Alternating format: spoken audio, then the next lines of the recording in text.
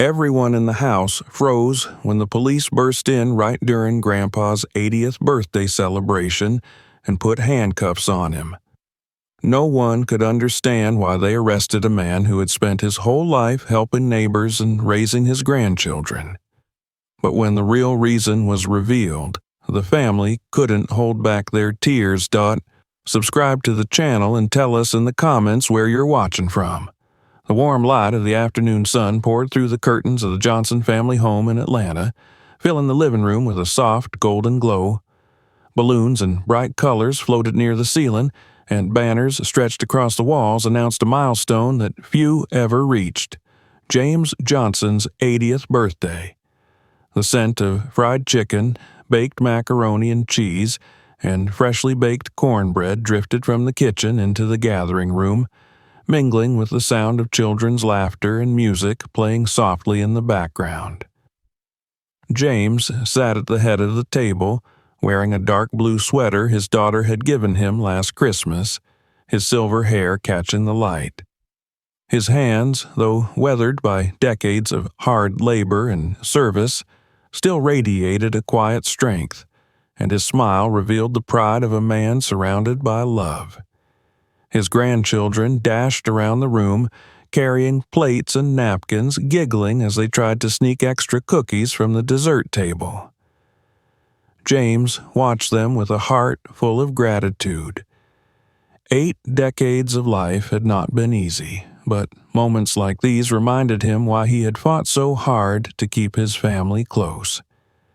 His daughter, Lisa, raised her glass to begin a toast, her voice trembling slightly with emotion as she spoke of the father who had carried her through difficult years after her mother's passing.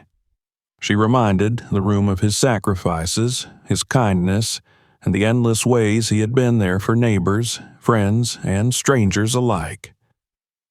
Applause filled the room as James lowered his head in humility, tears threatening to form at the corners of his eyes. The family had planned everything down to the smallest detail. Lisa wanted this birthday to be unforgettable, a celebration of life and resilience. Plates were stacked with food, drinks were poured, and the sound of laughter created an atmosphere of pure warmth. James leaned back in his chair, savoring the voices of his loved ones filling the house. He thought of the long journey that had led him here. Decades of working construction jobs, volunteering at church, helping young men in the neighborhood find purpose when they strayed. At 80, he felt he had earned this peace. Then came the knock. It was sharp and deliberate, echoing through the living room and silencing every conversation in an instant. The laughter stopped. The music seemed to fade, and all eyes turned toward the front door. At first, James thought it must be another neighbor arriving late, someone with a cake or gift in hand. He rose slowly from his chair, steady but slightly stiff from age, and walked to the door. His grandchildren whispered, curiosity spreading across their faces. Lisa placed her glass down, her smile faltering as a sudden unease filled her. When James opened the door, the sight before him froze him in place. 2 uniformed police officers stood on the porch, their expressions stern and unyielding. Their patrol car was parked at the curb, its presence casting a shadow over the cheerful decorations that hung outside the house. The lead officer asked if he was James Johnson. When James nodded, still bewildered, the officer informed him that he was under arrest for suspicion of theft at a jewelry store downtown. The words struck him like a blow, their meaning almost too absurd to register. The room behind him fell into a stunned silence. Gasps escaped from family members as the reality of the accusation sank in. Lisa rushed forward, her voice shaking as she demanded to know what they meant. The children clutched at her skirt, wide-eyed with confusion and fear. James could hardly speak. His mouth opened, but no words came.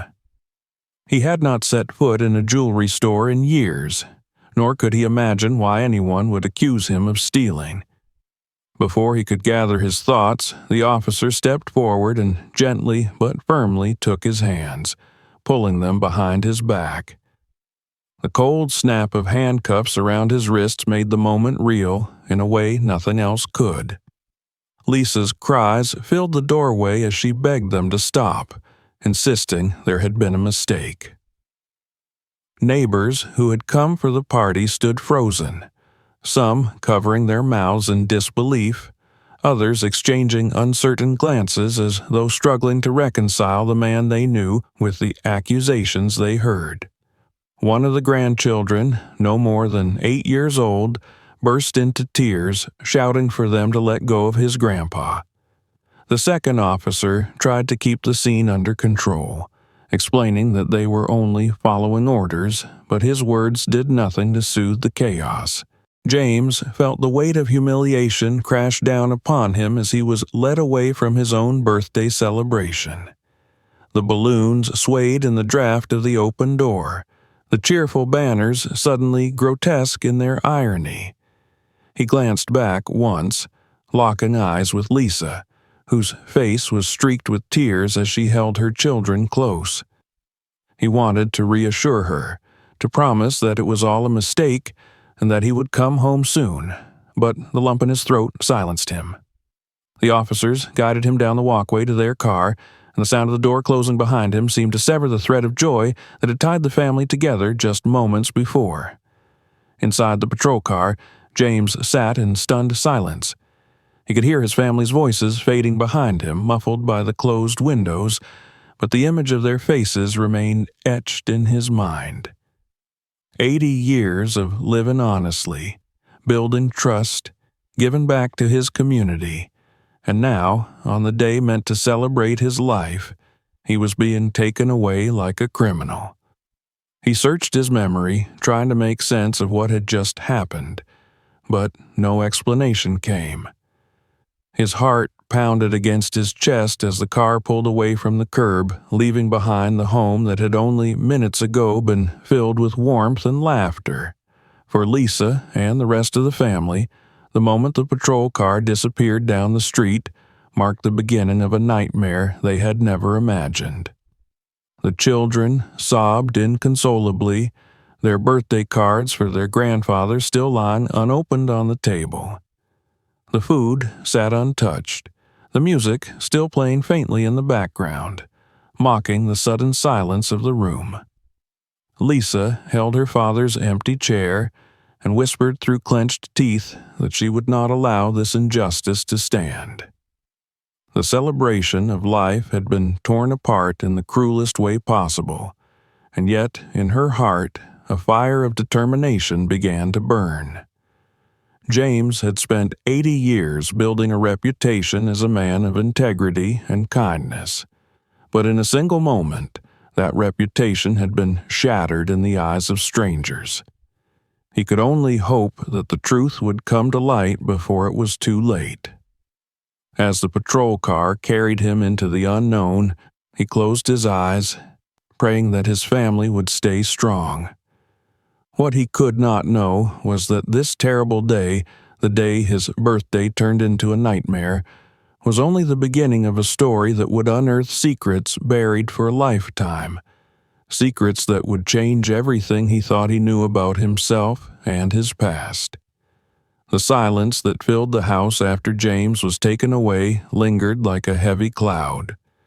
The balloons and banners that had just an hour before symbolized joy now seemed mocking in their cheerfulness. Plates of food sat untouched on the table, steam curling upward and fading into the still air. The children, who had been running around and laughing, now huddled together on the sofa, their eyes wide with fear and incomprehension. Lisa moved among them, gathering them in her arms, whispering words she herself could barely believe. Her voice cracked as she tried to reassure them that their grandfather had done nothing wrong, that it was a mistake, that he would come home soon. But deep inside she was trembling, her mind spinning with panic and disbelief. Neighbors lingered awkwardly in the living room, unsure whether to stay or go. Some whispered to each other in hushed tones, their faces pale and uncertain. A few muttered their support to Lisa, squeezing her hand and promising to pray for James. Yet there were others who shifted uncomfortably, doubt flashing across their eyes, as though the very presence of the police had planted a seed of suspicion. Lisa noticed these glances and felt her stomach tighten with anger. How quickly people forgot a lifetime of kindness when confronted with the sight of handcuffs. Lisa sent the children upstairs with her sister-in-law, who tried to distract them with stories, though their cries echoed faintly through the ceiling. Once they were out of earshot, Lisa sank into her father's chair, staring at the half-empty glass of sweet tea he had left behind. She pressed her hands against her face and tried to stop the flood of emotions overwhelming her. Her father was the most honest, gentle man she knew. He had raised her alone after her mother's passing, had worked himself to exhaustion to provide for her, and had given back to the community with every ounce of strength he had. The idea that he could steal from anyone, let alone a jewelry store, was absurd beyond comprehension. At the police station, James sat in the holding cell, his hands folded on his lap. The cold metal bench pressed into his back, and the sound of other detainees filled the air with low murmurs and the occasional outburst. He closed his eyes, trying to push away the humiliation of being led out of his home in front of his family. He thought of Lisa, of his grandchildren's terrified faces, and the heartbreak that had settled over his birthday celebration. 8 decades of life, of labor, of quiet service, and now his name was tarnished in a single afternoon. He whispered a prayer under his breath, asking for strength to endure what lay ahead and for his daughter to find the courage he knew she possessed. Back at the house, Lisa could not sit still. She walked from room to room, picking up discarded wrapping paper and toys without seeing them, her mind consumed by questions. How could this happen? Why would anyone accuse her father of theft? She replayed the scene at the door over and over again in her mind, the officer's words echoing with cruel clarity. They had said there was evidence. Evidence of what? Of who?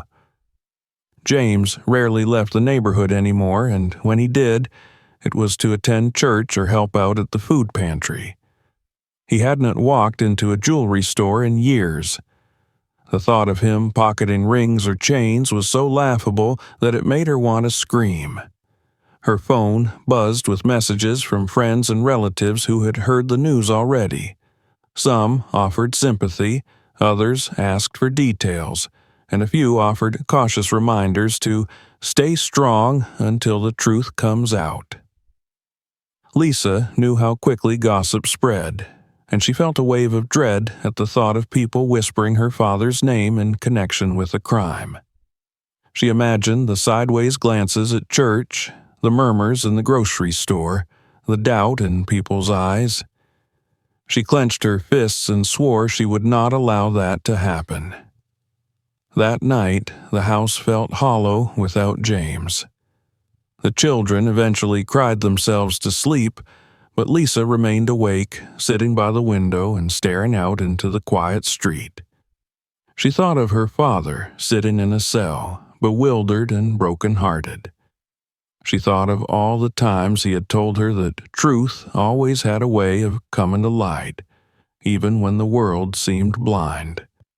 His voice echoed in her memory, calm and steady, reminding her to never lose faith. She clung to those words now as though they were a lifeline. By morning, Lisa's grief had hardened into resolve. She knew she could not sit idly by and wait for the police to sort things out.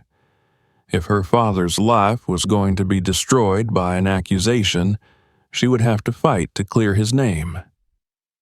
She looked around the kitchen at the remnants of the party that had collapsed into chaos. The half-cut birthday cake, the decorations sagging slightly, the pile of unopened gifts.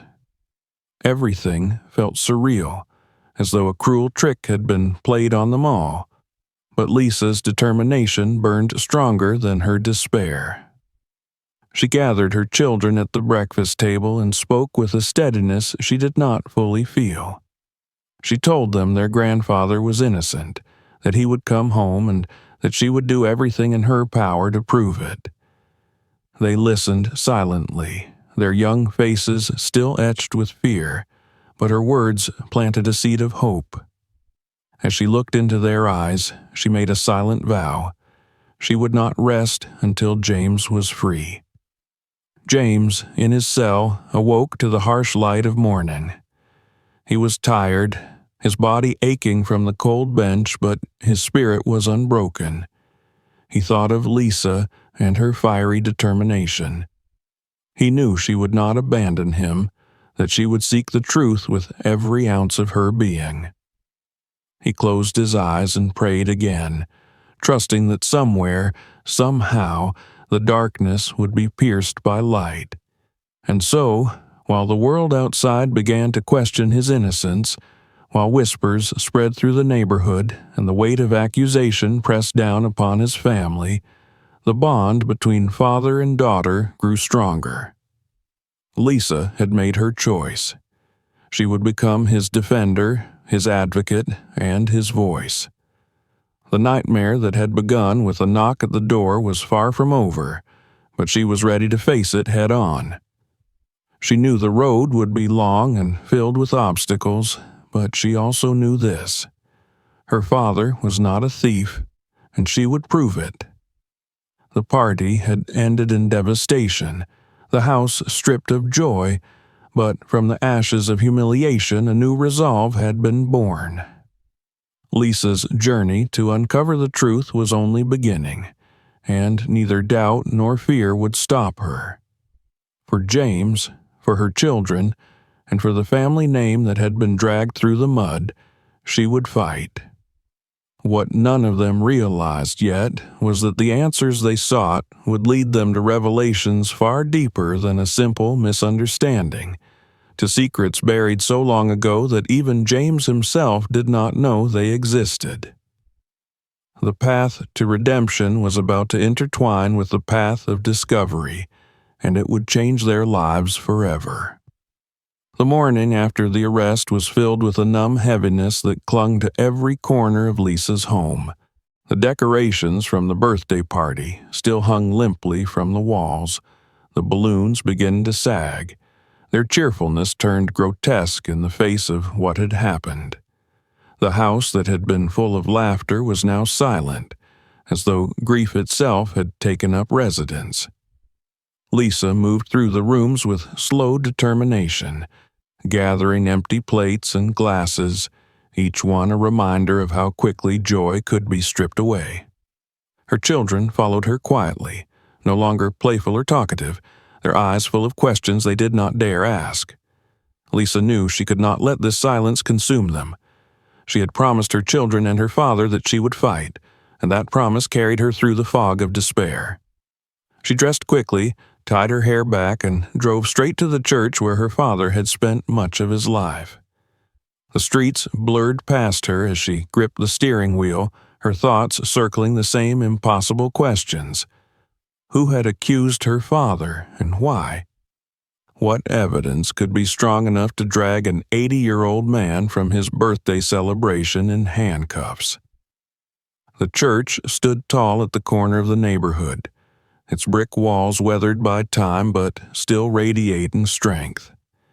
Inside, the familiar scent of polished wood and candle wax filled the air. The pews were empty, sunlight streaming through the stained glass windows that painted the floor in colors of blue, red, and gold. Pastor Williams met her at the door, his face lined with worry. He had already heard the news. Lisa's voice trembled as she explained that her father was accused of theft, and she needed to prove where he had been. Without hesitation, the pastor confirmed what Lisa already knew. James had been in the church at the very time of the alleged crime, helping to distribute food to the needy. Together, they went through the church's records. Sign-in sheets from volunteers listed James's name, and several parishioners had left notes of thanks for his help. Pastor Williams gathered them, pressing them into Lisa's hands as though handing over something sacred. "This is the truth," he said firmly. "No matter what they claim, your father was here." Lisa's heart lifted slightly, relief breaking through the weight of fear. Witnesses, written records, the word of the pastor himself, all of it painted a clear picture of her father's innocence. Armed with these papers, Lisa began calling the parishioners who had been there that day. One by one, they confirmed it. They remembered James greeting them, handing them bags of food, offering kind words as he always did. Some even recalled the exact time he had been there. With every confirmation, Lisa's conviction grew stronger. The police had made a mistake, and she would prove it. But her relief did not last long. That afternoon, she went to the police station to present the evidence. She expected them to realize their error immediately, to apologize, perhaps even release James. Instead, she was met with cold formality. The detective in charge listened to her explanation, then placed a small screen on the desk in front of her. He pressed play. The grainy black and white image from a security camera filled the screen. Lisa leaned closer, her heart hammering. There, in the jewelry store, was a man who looked exactly like her father. His figure was unmistakable, from the slope of his shoulders to the way he adjusted his glasses as he leaned over the glass case. The man's hand slipped inside, pocketing a gold chain before glancing around nervously. Lisa's breath caught in her throat. For a moment, her mind refused to accept what her eyes saw. It was her father. It had to be. But how? "No," she whispered, shaking her head. "That's not him." The detective's voice was steady, almost indifferent. This footage was taken at 2 o'clock on Tuesday afternoon, the same day of the incident. We have multiple angles. We have witnesses from the store. Your father matches the description exactly. Lisa's heart pounded so loudly she could hardly hear. Her hands clenched into fists at her sides. She thought of her father in the church at that exact time, the papers in her bag, the voices of the parishioners. "He was at the church," she insisted. "I have proof. I have witnesses." The detective looked at her with a mixture of pity and skepticism. "You'll have your chance to show the court," he said, sliding the screen back toward himself. "But from where I stand, the evidence is strong." Lisa left the station in a daze, her mind torn in two. On one hand, she had absolute certainty of her father's innocence. On the other, she had seen with her own eyes a man who looked exactly like him committing the crime.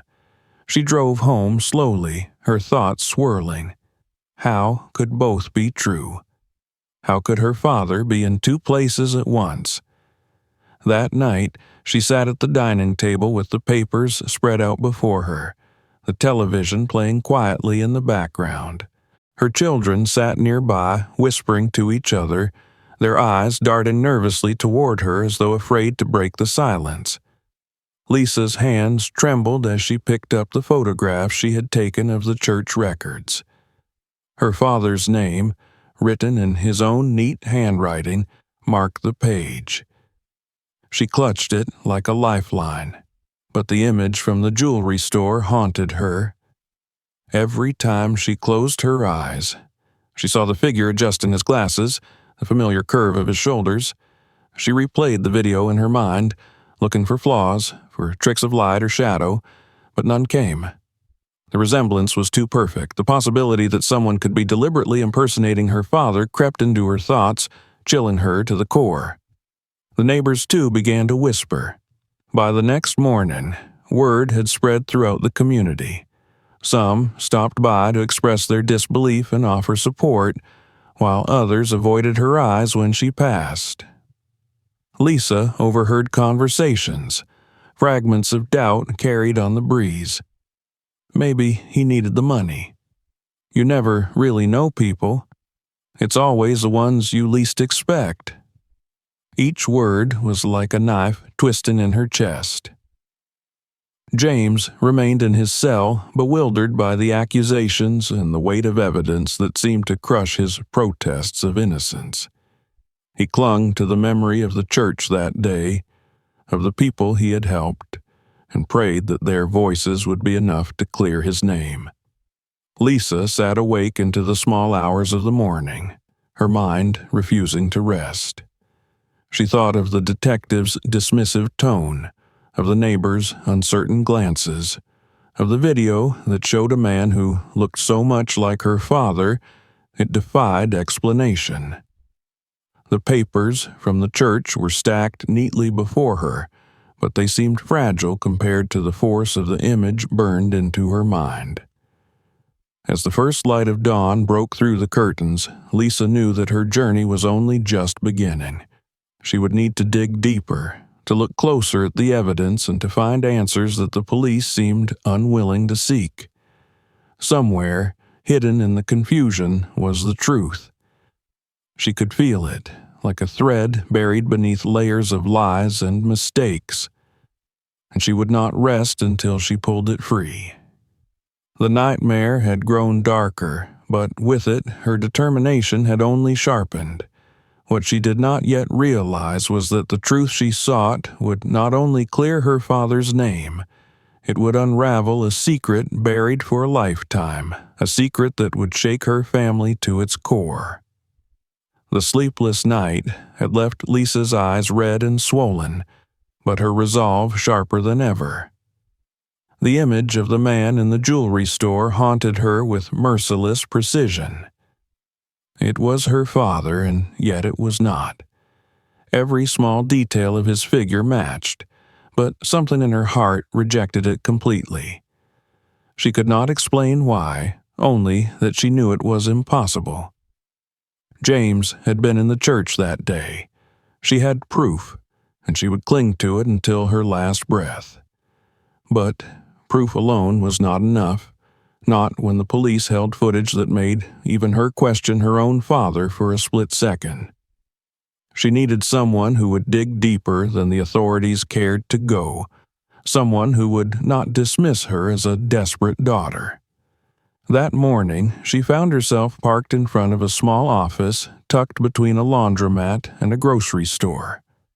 The fading sign above the door read, "Thomas Kane, Private Investigations."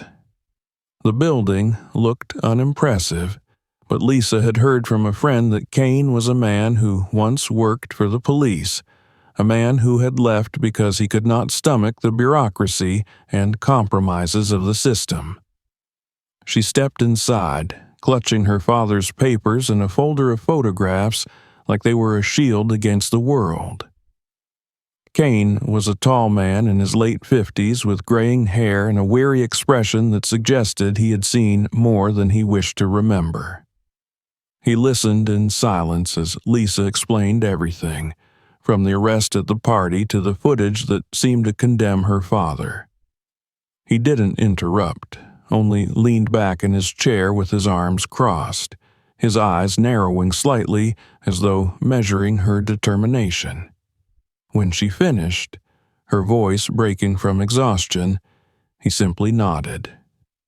"If what you say is true," he said, "then someone went through a lot of trouble to make your father look guilty. Let's see what the evidence really says." Together, they reviewed the footage. Lisa forced herself to watch again as the figure adjusted his glasses, leaned over the counter, and slipped the gold chain into his pocket. Her stomach turned, but this time Kane was watching closely, his sharp eyes narrowing at the smallest details. He slowed the video, then paused, rewinding and playing it again. His finger pointed to the screen. "There," he said. Lisa leaned in, frowning. She hadn't noticed anything before. "He favors his right leg," Kane explained. "See how he shifts his weight? Your father doesn't have that. He moves steady, even for his age. This man has a limp." Lisa's heart leapt. She remembered her father walking her children to school just last week, his steps measured and even. No limp, no hesitation. It was a crack in the image, small but undeniable. Kane went on. "And look at the way he carries his shoulders, stiffer, tighter. Your father's posture is more relaxed." He paused again, zooming in on the man's face as much as the grainy footage allowed. "The resemblance is uncanny, too uncanny to be chance. This isn't just someone who looks like your father. This is someone who knows how to mimic him."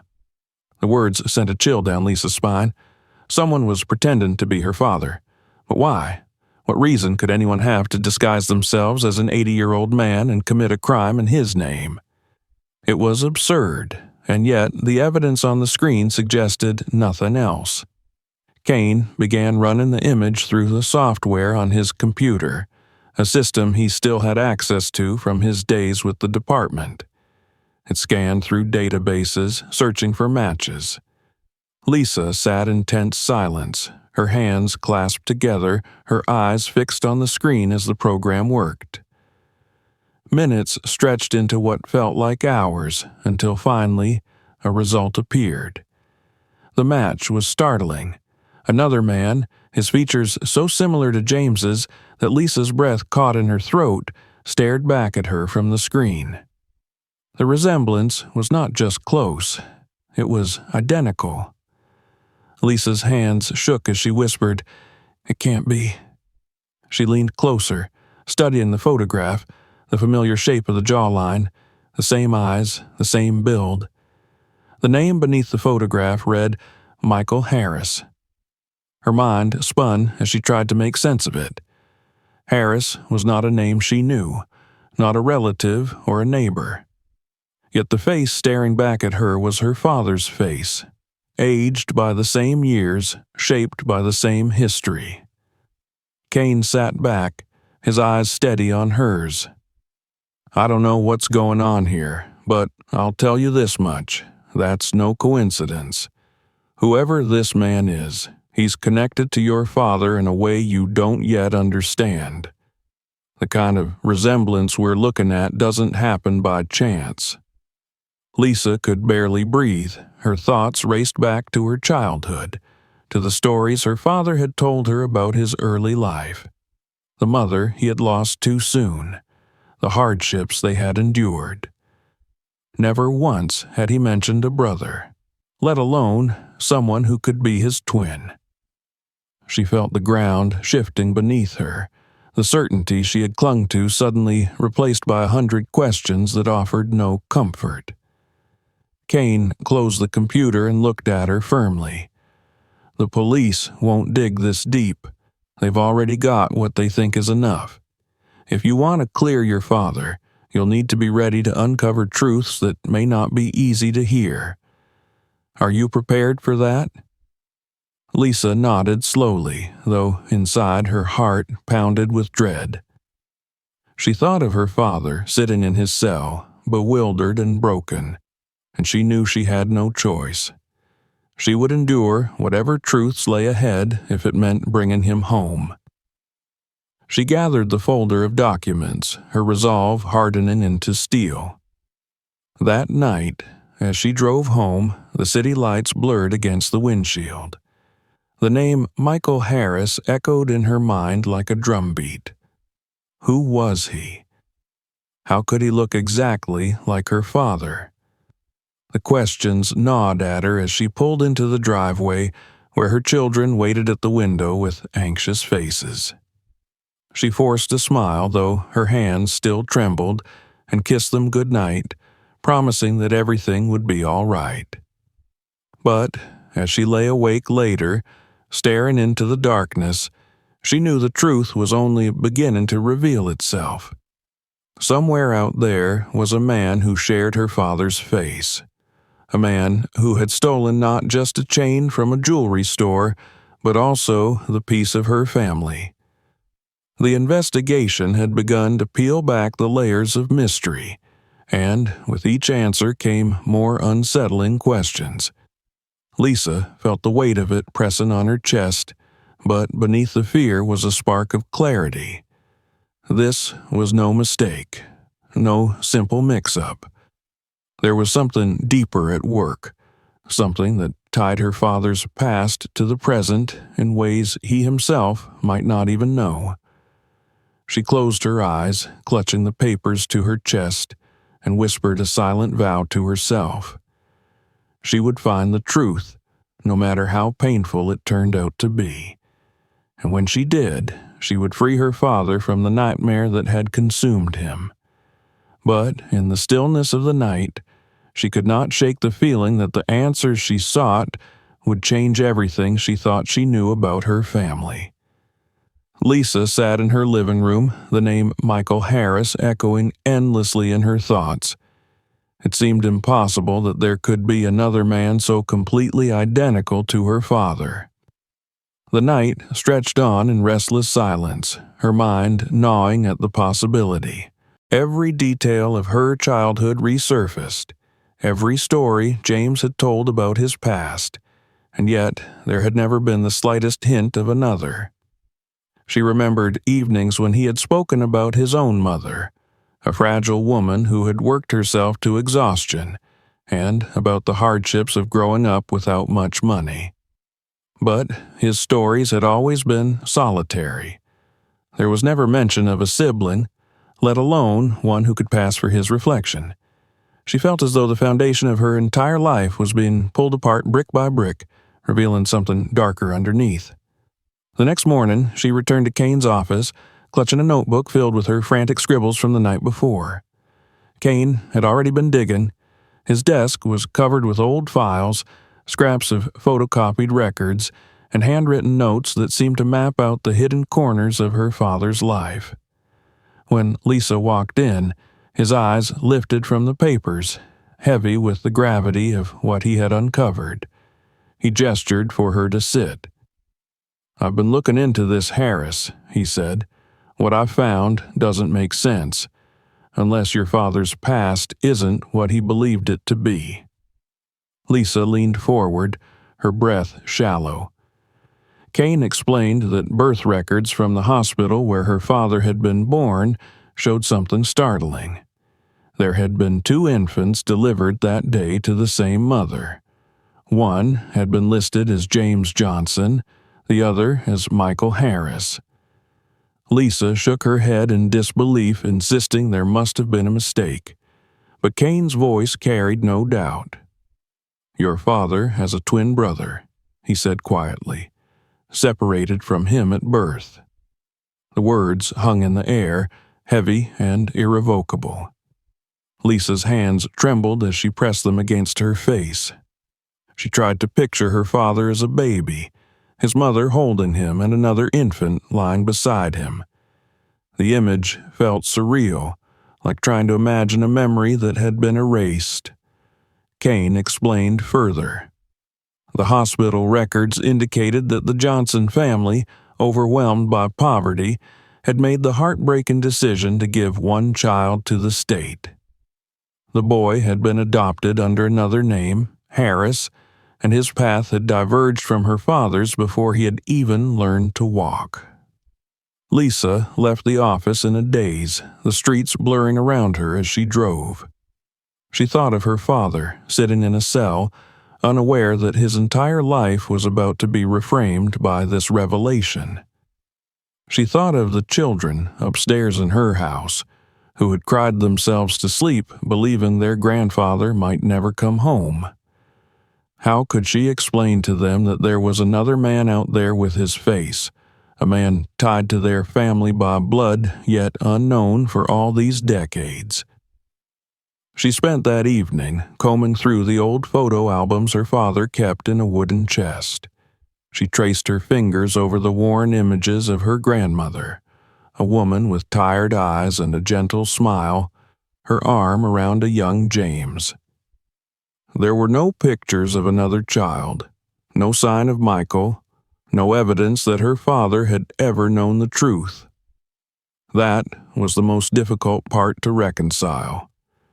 James had lived his life unaware of the brother who shared his blood, while Michael had grown up in an entirely different world. Meanwhile, Kane pressed forward with the investigation. His contacts and social services unearthed fragments of Michael's life. It was a story steeped in hardship. After being placed in an overcrowded orphanage, Michael had grown up without the steady hand of family. The records told of a boy who was often in trouble, who struggled in school, who was moved from one foster home to another like luggage no one wanted to claim.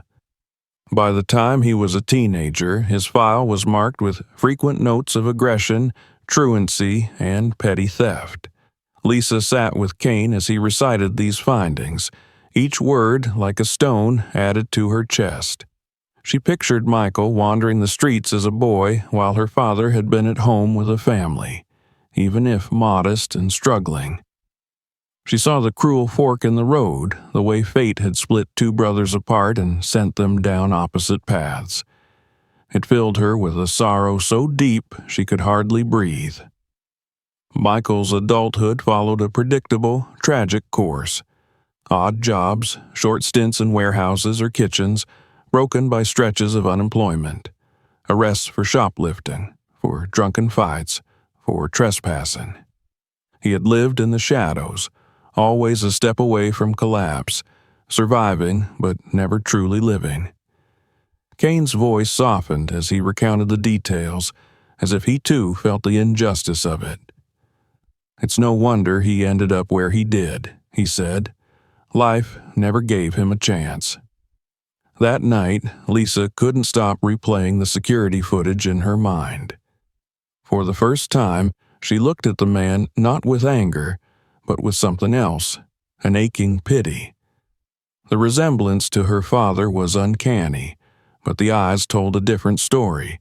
There was weariness there, a hunger not just for food but for something deeper, something he had been denied his whole life. She imagined Michael walking into that jewelry store not only to steal, but as a man desperate, pushed beyond reason by decades of survival. She began to wonder if her father would even want to know. What would it do to him to learn after 80 years that he had a twin brother abandoned in infancy? Would it break him, or would it heal some part of him he never knew was missing? The thought haunted her, twisting inside her chest like a blade. At the station, James spent his days in quiet reflection. He replayed the birthday party in his mind, the laughter of his grandchildren, the warmth of Lisa's toast, the pride he had felt.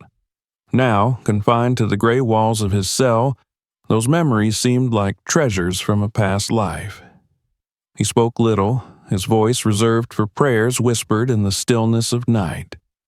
He did not know that the key to his freedom was tied to a revelation that would upend everything he thought he knew about his own existence. Lisa returned to Kane's office once more, clutching the new documents he had gathered. She stared at the photographs, the birth records, the adoption files. It was all there in black and white, undeniable. Her father had a brother who had lived an entirely different life, shaped by pain and abandonment, and who now stood at the center of the storm, threatening to destroy them all. For Lisa, the truth was devastating, but it was also a glimmer of hope. If she could prove that the man in the jewelry store was Michael Harris, then her father would be free. But it also meant confronting a past her father had never known. A past that tied them to a stranger who bore his face, but carried the weight of a life he never had to endure. As she left the office that night, the city felt different, as though every shadow might conceal the man who had turned their world upside down. She could not escape the thought that somewhere out there, Michael Harris was waiting, living with the knowledge of who he was and who he wasn't. And soon, whether she or her father was ready or not, they would meet. The discovery weighed on Lisa like a stone pressing against her chest. For nights she lay awake, staring at the ceiling, her mind spinning with the revelation that her father had a brother he had never known. The truth was a cruel twist of fate. 2 lives split at birth, one nurtured by family despite hardship, the other abandoned to a system that had swallowed him whole. Every time she tried to rest, her mind conjured images of Michael Harris, not as the man who had slipped a chain into his pocket at a jewelry store, but as a child left alone, growing into a man shaped by hunger and bitterness. She wondered if her father would recognize himself in this stranger, if he would see the same eyes, the same hands, the same weary gait. And above all, she wondered how she would ever explain it to him. When the day finally came that Kane's work brought results, Lisa felt both dread and anticipation. The detective had tracked Michael's whereabouts to a shelter on the outskirts of the city, a place where the forgotten and the broken drifted in and out of existence. Kane had made contact, and Michael, weary of running, had not resisted. He had agreed to come in. The news sent shivers down Lisa's spine. For weeks, she had pursued the truth, and now it was stepping out of shadows into flesh and blood. At the police station, the air was thick with tension. Lisa sat in the waiting room, her hands clutched tightly together in her lap. Beyond the doors, her father waited in a holding room, unaware of what was about to unfold. She imagined his confusion when he saw the man who bore his face, and she feared for his heart. He was strong, but he was also 80 years old. Could he withstand such a shock? The sound of footsteps echoed down the corridor, and Lisa rose to her feet as Kane entered, followed by 2 officers. Between them walked a man who made her breath catch in her throat. Michael Harris was not simply similar to her father. He was him, duplicated by life itself, though marked by years of hardship. His hair, though silver like James's, was unkempt, his beard uneven, his skin weathered by years of neglect. His posture carried both defiance and weariness, a man accustomed to the world striking him down. Yet the resemblance was uncanny, almost eerie, as if a mirror had come to life and shown her father through a harsher lens. Michael's eyes flickered around the room, guarded, suspicious, but when they landed on Lisa, there was a flicker of recognition, as though he saw in her face the family he had never known. He did not speak, and the officers guided him past, their hands firm on his arms. Lisa followed in silence, her heart pounding, until they reached the room where James waited. Inside, James sat with his hands folded, his shoulders bent beneath the invisible weight of days in confinement. He looked up when the door opened, expecting perhaps another officer, Lisa herself. What he saw instead froze him in place. For a long moment, the room was silent, every breath suspended in disbelief. Michael stepped forward, and James's eyes widened, his mouth opening in wordless shock. It was like staring into a reflection aged by suffering, a reflection that breathed and moved with uncanny familiarity. Tears welled in James's eyes before he could stop them. His lips trembled as he whispered, "Dear God." Michael's face hardened, as if he wanted to shield himself from the moment, but the weight of 80 years pressed down on him. The 2 men stood facing each other, 2 lives that had begun side by side and then split into entirely different worlds, now colliding at last. Lisa watched, her own throat tight, as her father slowly rose to his feet. For a moment, he swayed, as though the enormity of the revelation threatened to topple him. Then he stepped closer. "Who are you?" His voice cracked with both awe and pain. Michael's shoulders slumped, his defiance giving way to exhaustion. "I'm the man they threw away," he said, his voice low, roughened by years of bitterness. "I'm your brother." The words hung in the air, heavy, undeniable, and James staggered back as though struck. His hand pressed against the table for support, but he did not look away. Lisa's tears flowed freely as she watched her father grapple with the truth. For years, James had carried the weight of being alone, of raising a family without his wife, of giving everything he had to those who depended on him. Now, in the twilight of his life, he was confronted with the knowledge that he had never been alone, that somewhere out there a piece of him had walked through the world, suffering in silence. Michael's confession tumbled out in broken words. He admitted to the thefts, to the lies, to the jealousy he had nursed when he discovered that James had lived a life he had been denied. He spoke of hunger, of loneliness, of the endless ache of being unwanted. He had learned of James years ago, piecing together fragments of records, but had never found the courage to approach him. He had lived on the outside, watching the shadow of a life he could never claim. When desperation overtook him, he had slipped into a store, knowing that his brother would take the fall because they looked like twins carved from the same mold. James listened in silence, his tears flowing freely, each word a wound. Yet when Michael lowered his head, unable to speak further, James reached out.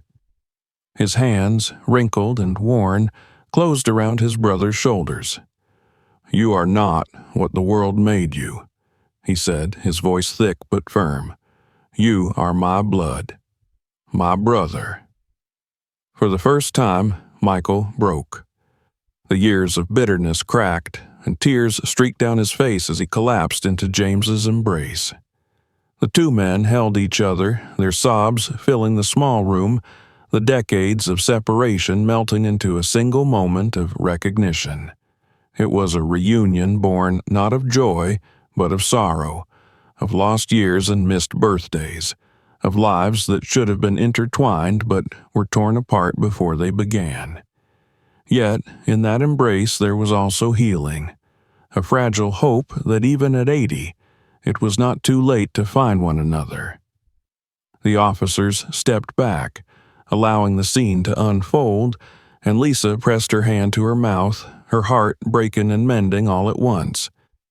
She saw her father's face pressed against the man who was both stranger and kin, and she understood that this was bigger than any courtroom or accusation. It was the collision of fate and blood, the unveiling of a truth too powerful to ignore.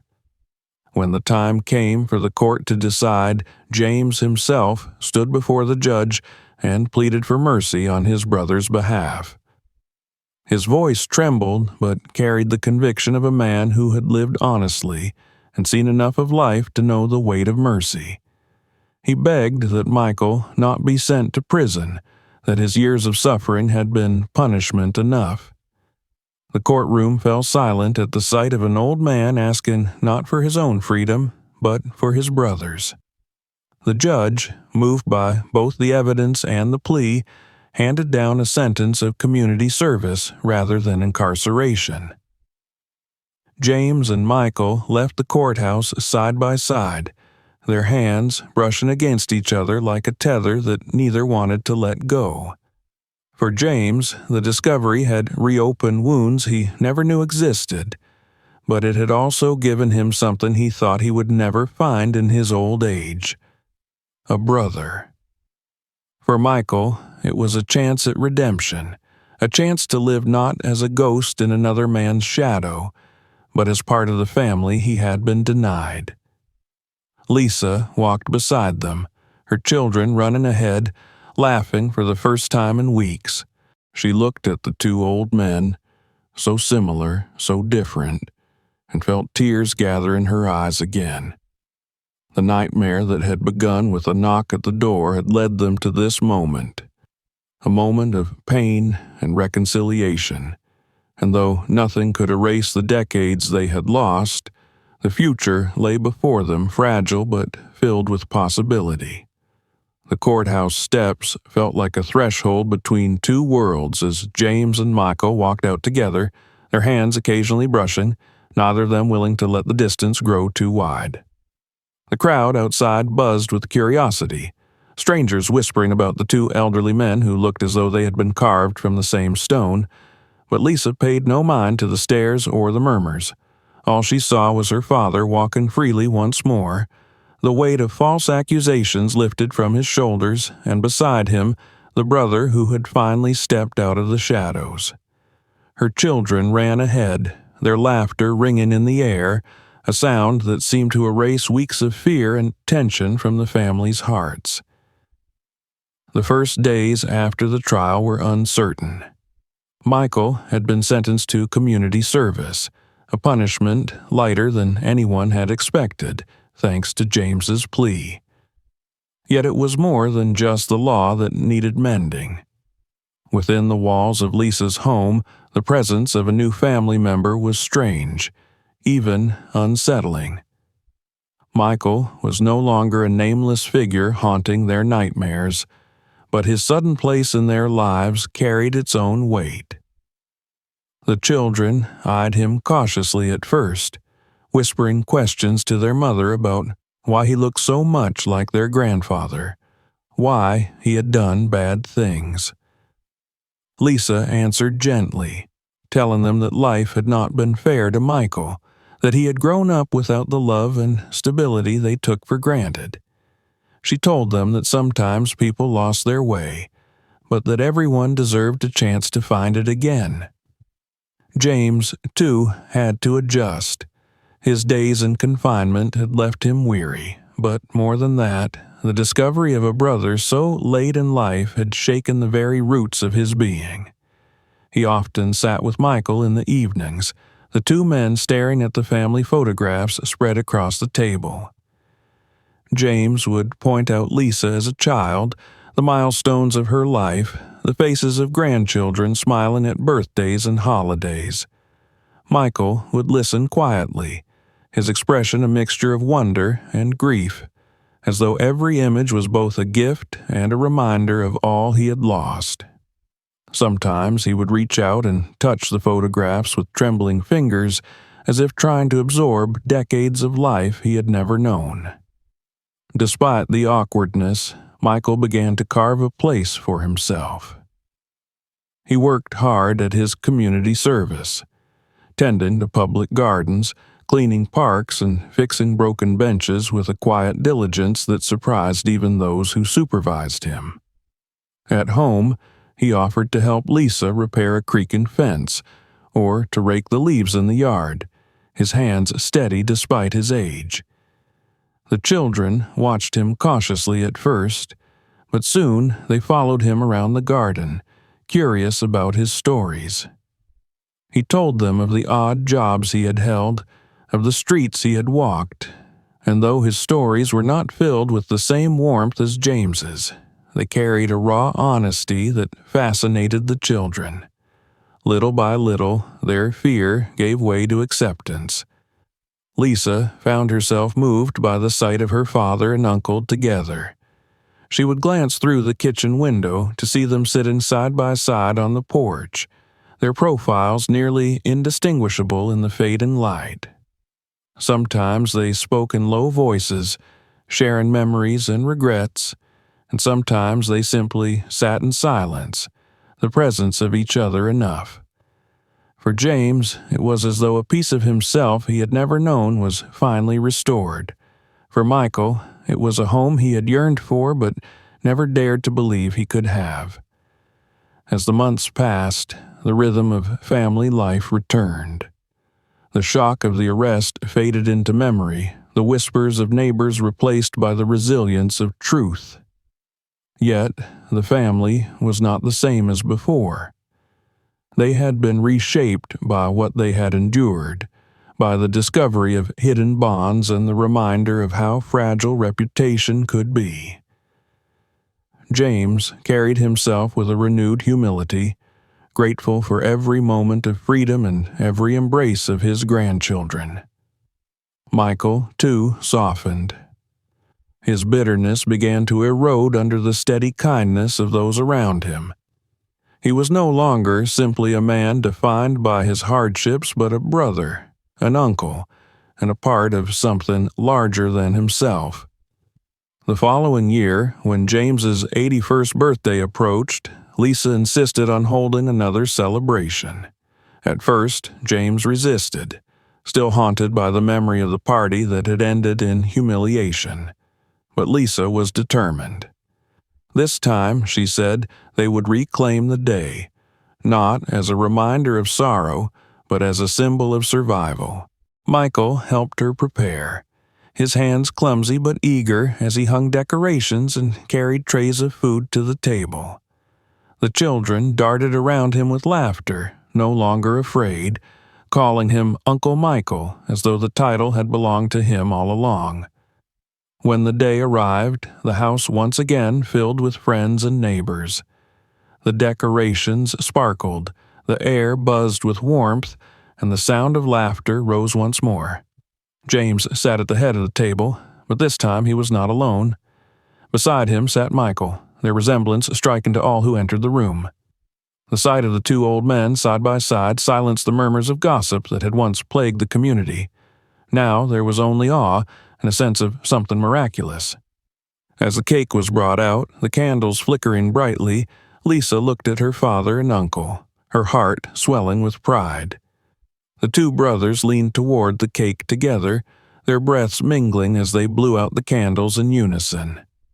The room erupted in cheers, children clapping, neighbors smiling, and for a moment it seemed as though time itself had given them a gift. After 80 years apart, after a lifetime of missed birthdays and forgotten chances, the brothers celebrated as one. James reached for Michael's hand, their fingers clasping tightly, and his voice carried through the room. "After all these years," he said, his eyes glistening with tears, "I finally get to share my birthday with my brother." The words struck everyone in the room, drawing more than a few tears, for they were not merely about a celebration but about healing, about forgiveness, about family rediscovered at the edge of life. Lisa stood back, watching the scene unfold. She thought of the nightmarish day when her father had been led away in handcuffs, of the endless nights she had spent fighting to prove his innocence, of the shock of uncovering a secret buried for nearly a century. The journey had been painful, but it had led them here, to a moment of joy she would treasure for the rest of her life. She understood now that families were not just built on blood, but on the choice to forgive, to embrace, to begin again. As the party carried on into the evening, the house once more echoed with music and laughter. The children danced in the living room, neighbors shared stories over plates of food, and the two brothers sat together, smiling like boys who had finally found their way back home. For James, it was the fulfillment of a life lived with integrity, rewarded with the discovery of a brother's love. For Michael, it was the redemption he had long believed impossible, a second chance to belong. The candles had burned down, the food had been eaten, and the night eventually grew quiet, but the memory of that day lingered. It was not just a birthday. It was a new beginning, the first of many days that would no longer be marked by loss, but by togetherness. After missing 80 birthdays, after decades of silence and separation, James and Michael had found each other. And as the family gathered close, their laughter echoing through the night, it was clear that this time nothing would tear them apart again. Don't forget to subscribe so you never miss our next unbelievable story. Click to watch more shocking twists and hidden family secrets waiting for you in our other videos. And share this one with your friends so they can be just as stunned as you are.